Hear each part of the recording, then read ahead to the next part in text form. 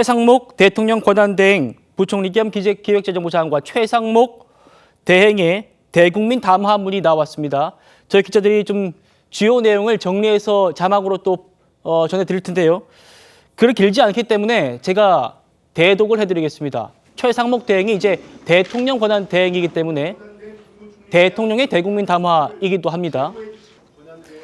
국무위원의 한 사람으로서 현 상황에 대해 무거운 책임감을 느끼며 국민 여러분께 진심으로 송구하다는 말씀을 드립니다. 국민 여러분, 지금은 국정의 혼란을 최소화하는 것이 무엇보다 중요합니다. 정부는 국정 안정을 위해 최선을 다하겠습니다.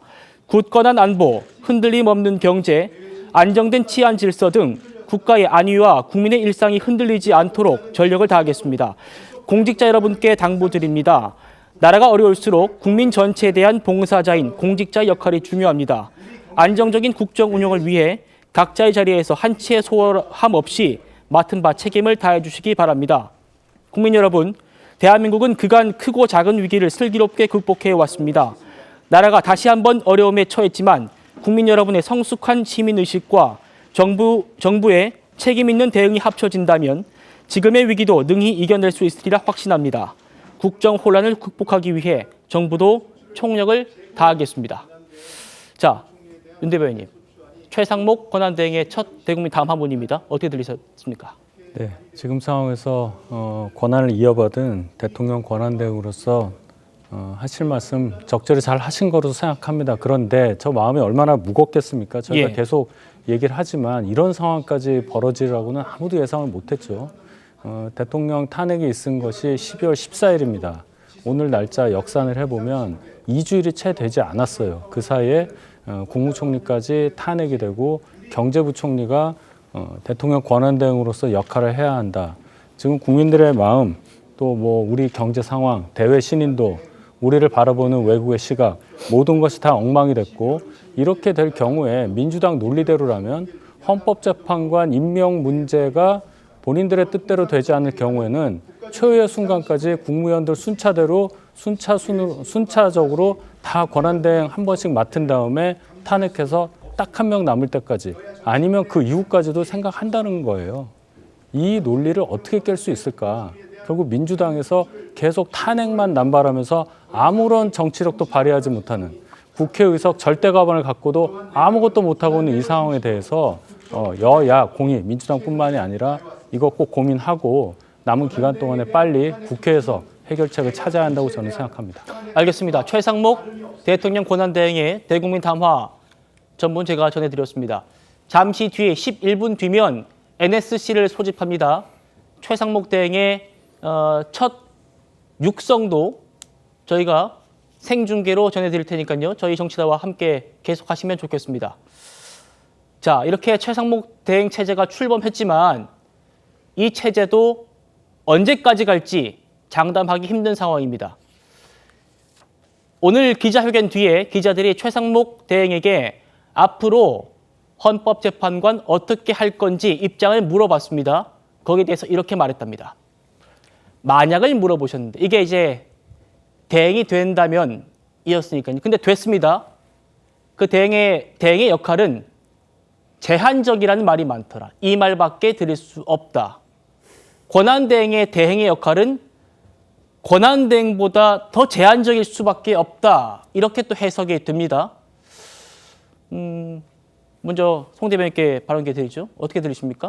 그러니까 민주당에서요. 지금 헌법재판관 국회 선출목 3명이 임명되게 하겠다고 지금 한덕수 권한대행을 탄핵소추한 것 아닙니까? 그런데 민주당이나 이재명 대표가 원하는 바가 이런 방법으로 달성될 수 있는지가 매우 의문인 것이죠. 자, 최상목 권한대행도 왜 본인이 지금 대행의 역할은 제한적이다 이렇게 얘기를 하겠습니까? 한덕수 권한대행이 그 헌법재판관 임명 문제가 탄핵소추 사유에 들어가 있어요. 그래서 자신이 지금 대통령 권한대행직을 이어받았는데 헌법재판관을 임명을 한다. 그러면은 내 전임 권한대행은 위헌 위법을 했노라고 인정하는 꼴이 됩니다. 탄핵소추 사유가 있다고 그 후임자가 전임자의 탄핵 사유를 인정하는 꼴이 되거든요. 그걸 할 수 있겠습니까? 그러니까 후임자로서도 굉장히 그 선택의 폭이 제약될 수밖에 없는 거예요. 즉 그런 취지다. 민주당과 이재명 대표가 원하는 바는 이런 방식의 탄핵소추를 반복하는 겁박으로는 달성될 수가 없는 겁니다. 그 목적이 뭔지는 알겠는데요. 방법이 틀렸다는 거예요.